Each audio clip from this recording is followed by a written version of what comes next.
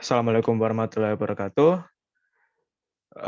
Di sini kelompok kami akan mempresentasikan demo aplikasi dari mata kuliah komunikasi multimedia untuk ujian akhir semester. Sebelum memulai, kami akan memperkenalkan diri terlebih dahulu. Di sini saya Rezaldi Nantio Irawan dari kelas TI 3E dan rekan-rekan saya, silakan. Saya Wulandari Satain dari kelas TI 3E. Saya Darin Zahira dari kelas T3E. Oke, di sini sudah perkenalkan diri semua. Untuk Darin, share screen. Buka code-nya. Dari ini, player movement terlebih dahulu. Oke, di sini saya akan menjelaskan tentang player movement. Di sini, player movement itu untuk menggerakkan karakter. Karakter dari sebuah game yang berbentuk 3D ini. Pertama, untuk dari line 1 sampai 3 ini untuk library-nya. Kemudian, di bawah public class player movement ini, terdapat variabel sama references. Nah, di variabel ini, terdapat serialized field, private float move speed, walk speed, sama run speed. Dan ada private vector tree, move direction, sama velocity. Serialized field ini buat apa? Serialized field ini untuk fungsinya seperti public, tapi lebih untuk ke Unity-nya, agar bisa connect ke Unity. Kalau tidak ada serialized field, hanya menggunakan private float, nah di Unity tidak akan ter-detect. Gitu. Untuk move speed-nya sendiri itu untuk menggerakkan karakter, kecepatan karakter. Lalu walk speed-nya juga, run speed itu untuk lari. Kemudian di bawahnya itu ada serialized file juga, private ball is grounded, private float ground check distance, private layer mass ground mass, sama private float gravity, sama private float jump height. Nah, ini semuanya dari variabel sama references ini untuk buat variabel. Lalu kita langsung saja ke private void start. Di sini ada control sama anim. Di controller ini ada get component control karakter controller. Di sini gunanya untuk apa? Untuk mengambil komponen kontrol karakter controller di Unity tersebut. Kemudian sama juga untuk anim. Di sini anim itu sama dengan get component in children animator. Nah, anim ini mengambil komponen children di animatornya itu. Kemudian private void update. Private void update ini memanggil function move. Nah, di bawahnya private void update ini ada function move. Nah, di sini untuk menggerakkan karakternya. Lalu ya untuk yang is grounded ini untuk membuat karakternya itu awalnya tidak mengambang. Jadi berdiri di atasnya dataran itu. Lalu float move Z ini untuk maju ke vertikal, arah vertikal yaitu maju mundur. Jadi di sini tidak ada kanan kiri, hanya maju mundur untuk mempersusah lah agar lebih susah. Maju mundur untuk mengarah kanan kirinya pakai mouse-nya. Nanti ada di bawahnya. Lalu kemudian ada if is grounded. Nah, ini untuk menggerakkan untuk walk-nya. Nah, di bawahnya itu kan ada function walk. Nah, itu untuk walk-nya. Sama ada run-nya juga. Tapi di bagian yang if yang pertama itu, di situ ada tidak sama dengan vector 3.0 dan tidak input. Nah, ini ketika kalau walk tidak memencet shift yang di kiri keyboard ini, maka karakter tidak akan berlari. Tapi untuk yang if kedua itu ada function run, itu tidak input. Jadi ketika memencet shift di keyboard, karakter akan berlari. Untuk yang else if itu adalah idle, itu untuk karakter waktu terdiam. Lalu berikutnya if yang terakhir itu untuk jump atau loncat. Jadi ketika kita mengklik space akan loncat. Lalu bawah untuk langsung aja ke private void idle. Nah, di sini tadi kan di move itu, di function move itu akan ada idle, walk, run, sama jump. Nah, di sini akan dijelaskan. Untuk unnamed.setFloat ini mengatur kecepatan dari idle-nya. Jadi kecepatannya itu 0 dan time delta time itu untuk waktu yang sama. Lalu untuk walk itu move speed sama dengan walk speed. Nah, itu jadi move speed-nya itu sama dengan walk speed-nya itu. Lalu diatur kecepatannya. Run begitu juga, tapi di sini move speed-nya sama dengan run speed. Nah, untuk kecepatannya nanti bisa diatur juga di unit-nya. Untuk jamnya, velocity.y, matf.skrt, jam hack kali min 2 dikali gravity. Itu untuk ngatur loncatnya nanti, seberapa tingginya. Oke, ke kamera controller.cs. Oke, di sini sama, baris 1 sampai 3 itu untuk library-nya. Kemudian di variabel itu ada serialized field juga untuk private float motion sensitivity. Nah, ini untuk penggerakan kameranya. Lalu referensinya itu private transform parent. Kemudian masuk ke start. Di sini parent sama dengan transform.parent. Untuk update-nya itu memanggil function rotate. Nah, di bawahnya update ini akan ada function rotate-nya itu. Nah, di sini akan saya jelaskan untuk penggerak. Nah, float mouse X ini itu untuk menggerakkan mouse-nya ini agar sesuai. Jadi penggerakan kameranya atau sisi dari karakternya itu akan mengikuti apa yang kita gerakkan dari mouse itu. Nah, sudah. Lalu ke game handler. Oh, sebelum ke game handler, ke CoinScript dulu nih.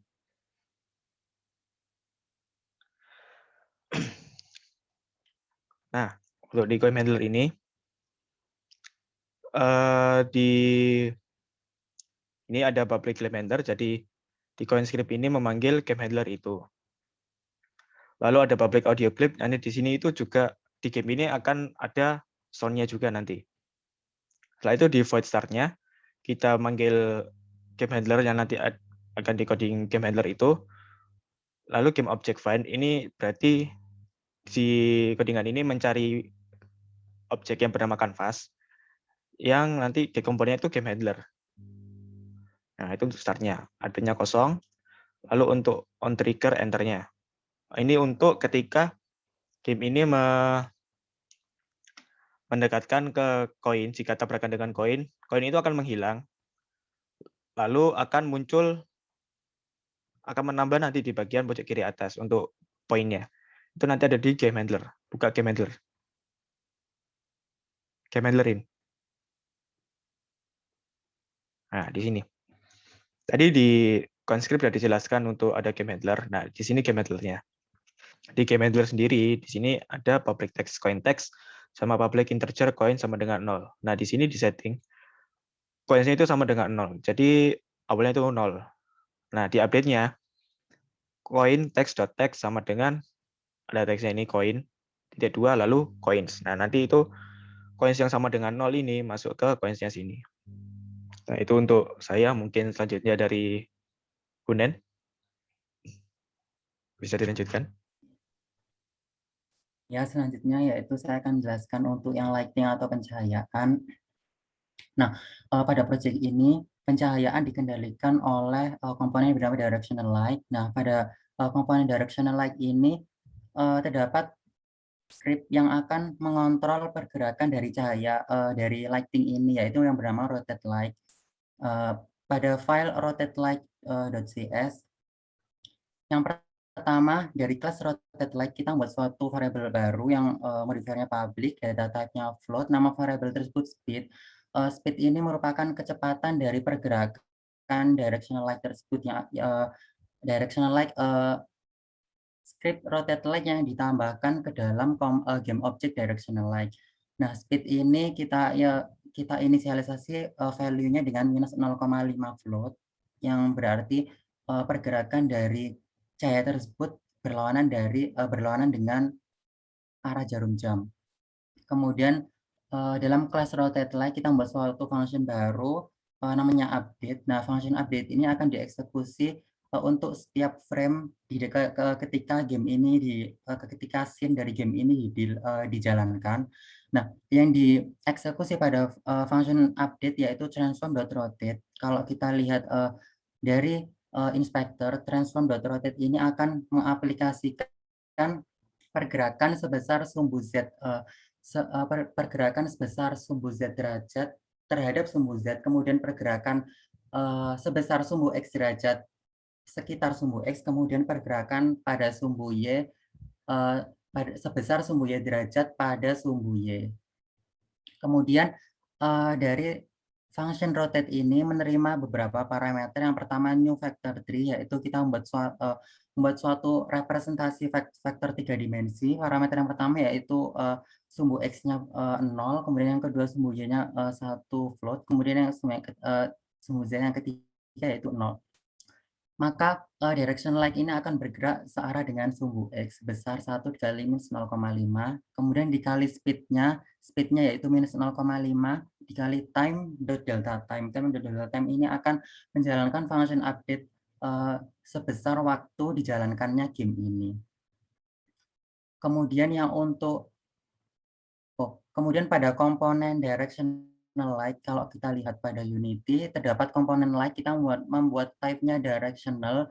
Directional ini merupakan, kita bisa memilih ada spot, directional, point, atau area. Kalau kita memilih directional karena kita akan menerangi keseluruhan objek yang ada pada scene game ini secara merata, sesuai dengan arah dari directional light ini.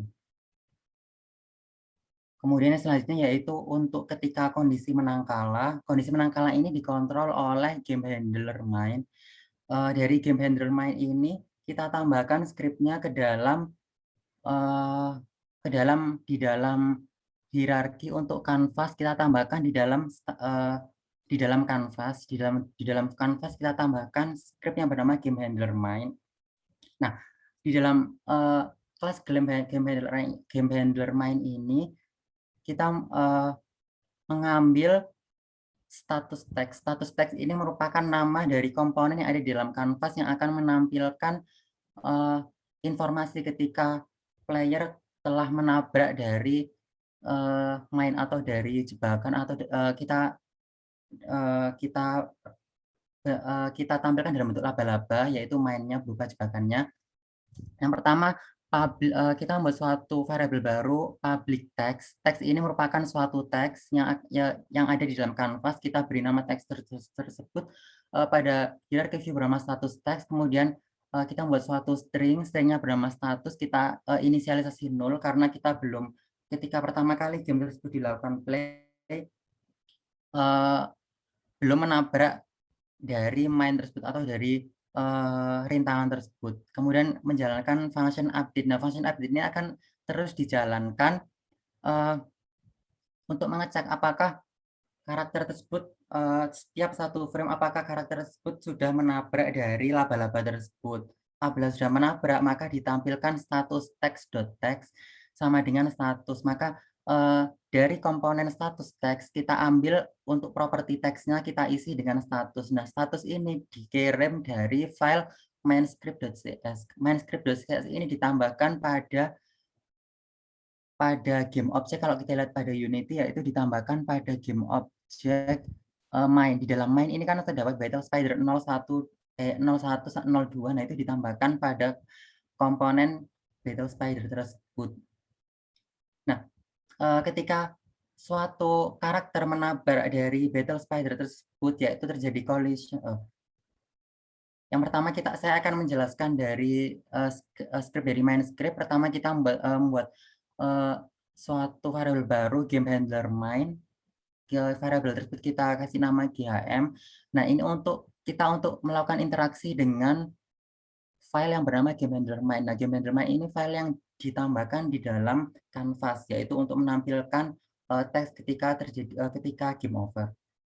Kemudian void start, yaitu pertama kali dieksekusi di game start, maka game handler main dari canvas tersebut akan game object.find akan mencari nama di dalam hierarki view yang bernama canvas. Terus kemudian di dalam canvas didapatkan komponen yang bernama game handler main. Kan kalau kita lihat di dalam Unity, di dalam hierarki, di dalam inspector view terdapat komponen bernama game handler main di dalam kan game object canvas. Nah, itu didapatkan komponen tersebut. Kemudian terdapat function bernama public private void on trigger enter. Nah, on trigger enter ini menjalankan trigger ketika sudah di collision antara karakter dari project ini apabila terjadi collision antara karakter dengan rintangannya yang berupa laba-laba. Yaitu yang dijalankan adalah merubah status dari game handler main dengan value bernama game over. Otomatis pada file game handler main untuk yang variabel status yang pertama 0, kemudian kita rubah value-nya atau kita isi dengan game over. Otomatis yang ditampilkan pada update pada canvas tersebut adalah yang terupdate pada setiap frame tersebut ketika menabrak, yang ditampilkan adalah game over. Kemudian di-destroy game object atau dihilangkan laba-laba tersebut, kemudian selesai. Sekian penjelasan dari saya, kemudian selanjutnya ada dilanjutkan oleh Darin. Untuk selanjutnya yaitu penjelasan mengenai tampilan menu. Di sini script yang digunakan yaitu bernama start menu. Di start menu ini terdapat dua public void yang digunakan. Yang pertama ada exit. Di public void exit ini di dalamnya ada application.quit, di mana menandakan ketika exit ini berjalan atau dipanggil, maka aplikasi akan keluar atau berhenti. Kemudian selanjutnya ada public void play di sini dengan string di dalamnya yaitu skin name, di mana di dalam public void play ini terdapat application.load level. Di sini untuk mengubah skin antar button. Jadi ketika salah satu button diklik, kemudian diberi function play di sini, maka akan meload skin yang selanjutnya. Kemudian untuk tampilan dari Unity-nya, untuk tampilan menunya seperti ini. Di sini terdapat 3 button. Yang pertama quick di sini, kemudian atau exit, kemudian ada level 1 dan level 2. Untuk di canvasnya, untuk play button level 1 di sini. Pada on click-nya, untuk runtime only-nya di sini kita isi dengan canvas, sedangkan di canvas sendiri di sini terdapat script yaitu start menu yang sudah dijelaskan sebelumnya. Kemudian untuk start menunya di sini untuk fungsinya kita panggil yaitu play. Kemudian untuk selanjutnya di dalamnya di sini kita isi nama skin dari yang akan ditampilkan ketika button tersebut diklik. Untuk di sini skin yang akan ditampilkan yaitu UAS. Skin UAS ini berisi dari game level 1, begitu juga pada level 2 di sini sama, hanya berbeda di nama skinnya. Kemudian di button exit juga di sini. Untuk runtime only-nya kita akan memanggil aset exit di sini, di mana exit di sini berisikan tampilan untuk memastikan kembali kepada pemain apakah dia benar-benar ingin keluar dari game ini atau tidak. Untuk yang pertama di sini ada button checklist atau yes di sini yang menandakan kalau pemain setuju untuk keluar dari game, sehingga di fungsi on click di sini runtime only-nya akan memanggil canvas, kemudian akan menjalankan script start menu.exit yang menandakan game tersebut akan ditutup. Sedangkan untuk yang button no di sini, untuk runtime only-nya yaitu akan memanggil aset exit, kemudian di sini akan di fungsinya yaitu game object.set aktif, tetapi di check box-nya di sini kita tidak centang.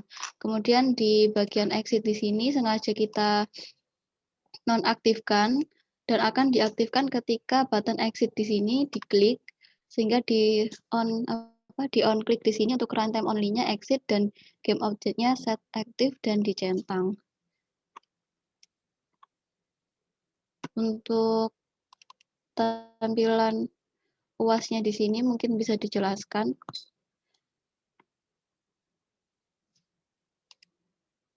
Rezaldi. Ya. Untuk tampilannya kita langsung coba ke player, klik 2 kali. Biar langsung ke arah ke playernya. Klik 2 kali, Rin. Playernya, Rin. Nah, di sini sebentar. Di player ini terdapat bawah, inspektornya ke bawah. Tadi script yang bagian karakter player movement itu dimasukkan ke player. Lalu diatur move speed-nya itu 0 untuk kecepatan jalannya. Lalu walk speed-nya kita kasih 5. Untuk run speed-nya sendiri kita kasih 7. Oke, gravity-nya itu min 9,81 karena itu sudah termasuk hukum fisika. Lalu jump height-nya untuk tinggian loncatnya itu 1,5. Oke, langsung ke main kamera.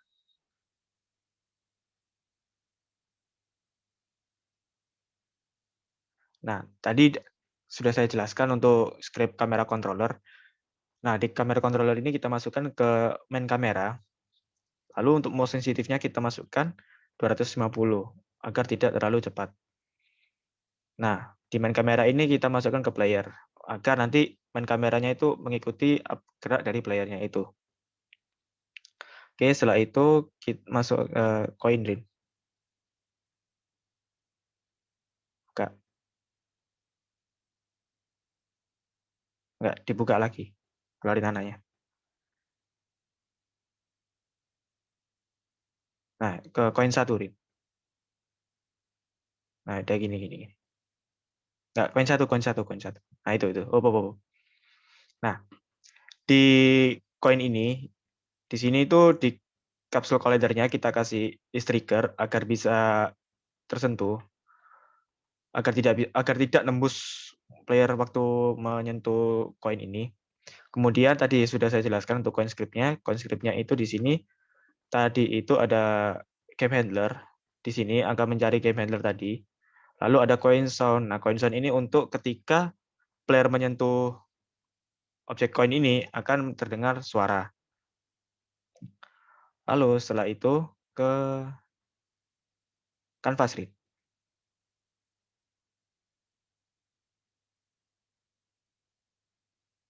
Canvas buka. Lalu ke coin text.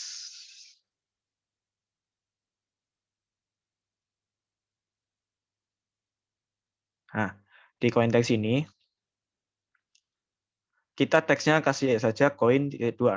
Nah, setelah itu bawarin. Sudah ya. Setelah itu di bagian canvas. Nah, di canvasnya di sini kita masukkan game handler. Nah, di game handler ini terdapat coin text yang kita masukkan tadi coin text tadi. Lalu coins-nya kita isi 0. Nah, coba langsung saja itu demo saja gamenya.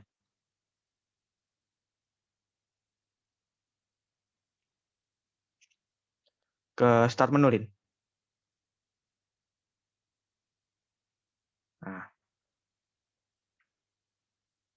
Nah, di sini ada di menunya ini ada silang sama level 1 sama level 2.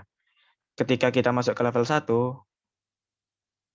nah, di sini player tugasnya itu mengambil koin. Jangan sampai terkena laba-laba. Jika terkena laba-laba akan muncul mini loss condition-nya atau di sini kita kasih game over. Ketika kita menabrak koin, koinnya akan bertambah sesuai koin yang kita tabrak. Nah, di situ ada tanda silang. Tanda silangnya itu ketika kita ngeklik tanda silang itu akan muncul menu "Are you still want to exit this level?" Ketika yes, diklik akan kembali lagi ke menu tadi yang pertama. Klik ring. Nah, kita ke level 2. Nah, di sini juga sama seperti level 1, tapi di level 2 ini kita dengan diamond. Tadi kan koin. Nah, coba ke diamond ya. Jalan.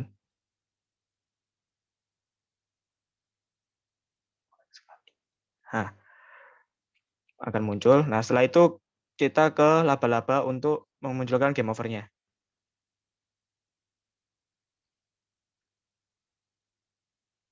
Ke laba-labanya, Rin.